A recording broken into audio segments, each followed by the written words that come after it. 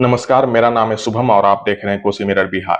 शनिवार को नीतीश कुमार अपने आवास पे महागठबंधन घटक दल के नेताओं के साथ बैठक कर रहे थे। बैठक में नियोजित शिक्षक और डोमिसाइल नीति जैसे मुद्दों पे चर्चा हो रही थी।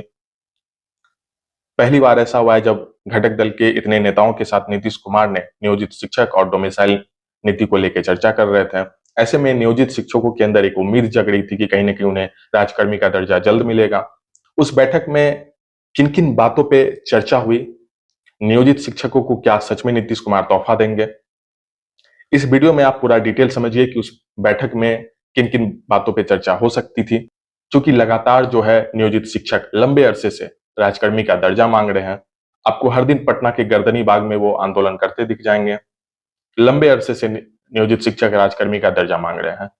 ऐसे में महागठबंधन के लिए एक चुनौती है कि उन्हें जल्द से जल्द राजकर्मी का दर्जा दिया जाए, चूंकि आगे चुनाव भी है और बीजेपी लगातार नियोजित शिक्षक और डोमिसाइल नीति को भुनाने में लगी हुई है। तो महागठबंधन भी इस बात को समझ रही है कि कहीं न कहीं इसका फायदा कहीं बीजेपी को न चला जाए। कारण जो भी हो, लेकिन नीतीश कुमार ने जो बैठक बुलाई उससे कहीं न कहीं नियोजित शिक्षकों को लाभ मिल सकता है और डोमिसाइल नीति को लेके राज्य भर के अभ्यर्थी आंदोलन कर रहे थे। प्रखंड से लेके जिला से लेके राज्य तक आंदोलन हुआ। उसमें एक बड़ी राहत मिल सकती है क्योंकि डोमिसाइल नीति को लेके पक्ष विपक्ष हमेशा आमने-सामने था कि अलग राज्य में किस तरह से डोमिसाइल नीति चल रही है, लेकिन बिहार में क्यों खत्म कर दिया गया? कहीं न कहीं नीतीश कुमार को प्रधानमंत्री बनना है, इसलिए वो इस तरह का कदम उठा रहे हैं। इस तरह के आरोप भी लगे। लेकिन ये समझना होगा कि इस बैठक में किन-किन बातों पे चर्चा हुई। जब शिक्षक नियुक्ति की नई नियमावली आई थी, तब नियोजित शिक्षकों को लगा था कि इस नियमावली में उनके लिए कुछ बेहतर विकल्प होगा, लेकिन उल्टा हुआ। ये प्रावधान कर दिया गया कि जो भी नियोजित शिक्षक हैं, जो लंबे अरसे से नियोजित शिक्षक की भूमिका में हैं, उन्हें भी बीपीएससी के थ्रू एग्जाम देकर ही शिक्षक बनने का मौका मिलेगा, राजकर्मी का दर्जा मिलेगा। जिसके बाद नियोजित शिक्षक काफी नाराज हो गए और कई बार तो ऐसा हुआ कि उन्हें पुलिस की लाठी भी खानी पड़ी। लंबे अरसे से ये लोग संघर्ष कर रहे हैं। अब उनके लिए एक बड़ा तोहफा मिल सकता है। बैठक से जो अंदरूनी बात निकल के सामने आई, उसमें नीतीश कुमार ने 2 मुद्दों पे सबसे राय मांगी। पहला, नियोजित शिक्षकों को राजकर्मी का दर्जा दे दिया जाए। इस पे सभी घटक दल के नेताओं लगभग सभी घटक दल के नेताओं का एक पक्ष था कि नियोजित शिक्षकों को राजकर्मी का दर्जा दे दिया जाए। वो भी बिना बीपीएससी एग्जाम कराए हुए, बिना बीपीएससी का परीक्षा दिए हुए उन्हें राजकर्मी का दर्जा दे दिया जाए। सभी घटक दल इसके पक्ष में थे। दूसरा, जो डोमिसाइल नीति था, उसको लेकर के भी सभी नेताओं ने कहा कि डोमिसाइल नीति अनिवार्य किया जाना चाहिए। दूसरे राज्यों का एग्जाम्पल भी दिया गया कि किस तरह से अन्य राज्य जो है डोमिसाइल नीति को अपना के अपने छात्रों को रोजगार का अवसर दे रही है, लेकिन बिहार में डोमिसाइल नीति खत्म कर दिया गया। ये ठीक नहीं है। इन दोनों मुद्दों पे महागठबंधन घटक दल के सभी नेताओं का पक्ष एक था कि नियोजित शिक्षकों को राजकर्मी का दर्जा दिया जाए, वो भी बिना बीपीएससी क्वालिफाई किए। चूंकि लंबे अरसे से संघर्ष कर रहे हैं, इस तरह से अचानक बीपीएससी का बोझ लाद देना ये ठीक नहीं है। और जो डोमिसाइल नीति को लेके आंदोलन हुआ, उसको लेकर के भी सभी घटक दल के नेताओं ने कहा कि डोमिसाइल नीति अनिवार्य होना चाहिए।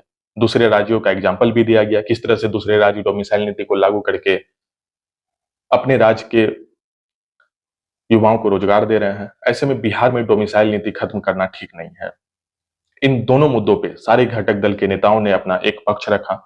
जब बैठक से खत्म हुई, बैठक से बाहर निकले नेताओं ने स्पष्ट रूप से कहा कि बैठक काफी सकारात्मक रही। सभी ने लगभग एक पक्ष में कहा कि नियोजित शिक्षकों को राजकर्मी का दर्जा दे दिया जाना चाहिए। माले विधायक महबूब आलम ने भी स्पष्ट तौर से कहा कि नियोजित शिक्षकों के हक में फैसला आना चाहिए। कांग्रेस नेता शकील अहमद ने भी कहा। और सहानुभूति पूर्वक मुख्यमंत्री ने हमारी बातों को सुना और हमारी जो मांगे हैं, शिक्षकों की जो मांगे हैं, उसको पूरी करने की दिशा में वो अभी से लग चुके हैं और शिक्षा विभाग के अधिकारियों को उन्होंने अभी बुलाया और इस प्रक्रिया की शुरुआत हो चुकी है। बहुत ही पॉजिटिव बात थी। सबने अपनी अपनी बात रख दी और अपनी अपनी बात रखने के बाद उन्होंने ध्यानपूर्वक सुना मुख्यमंत्री जी ने, और अधिकारियों के पास भी को भी बुला रखा है। बोले कि जितनी बातें आपने सुनी है, हम लोगों का जो पूरा मूड लगा वो बहुत ही सकारात्मक है। क्या राजकर्मी का दर्जा दिया गया? सारा सकारात्मक बैठक है। फिर उसके बाद तो जाहिर सी बात है कि अपने अफसरों के साथ बैठ करके चीजों का फैसला लेने में तो वक्त लगता है, लेकिन बहुत ही मूड पॉजिटिव है। अब भले ही सारे घटक दल के नेताओं ने अपना पक्ष रख दिया हो, लेकिन फैसला तो नीतीश कुमार को ही लेना है। और नीतीश कुमार ये अच्छी तरीके से जानते हैं कि नियोजित शिक्षक किस तरह से लंबे अरसे से आंदोलन कर रहे हैं। खुद नीतीश कुमार के सामने हर बार ये सवाल आता है कि नियोजित शिक्षकों को कब राजकर्मी का दर्जा मिलेगा। कई बार ऐसे मौके आए हैं जब नीतीश कुमार के सामने खुद नियोजित शिक्षक अभ्यर्थी खड़े हो गए हैं और लगातार इस तरह का सवाल करते हैं। आगे चुनाव भी है और लगातार भाजपा इस मुद्दे को उठा रही है, ये भी एक चुनौती है। तो ऐसे में ये मान के चलिए कि नीतीश कुमार नियोजित शिक्षकों के पक्ष में और डोमिसाइल के पक्ष में ही फैसला लेंगे।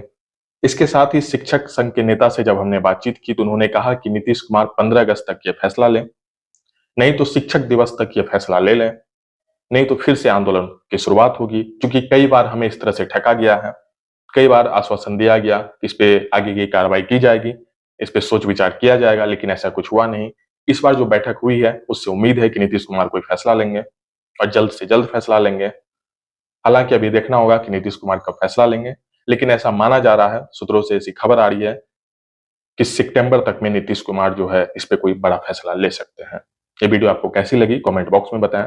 इस वीडियो को आप यूट्यूब पे देख रहे हैं तो हमारे चैनल को सब्सक्राइब करें, अगर आप फेसबुक पेज पे देख रहे हैं तो हमारे पेज को फॉलो करें।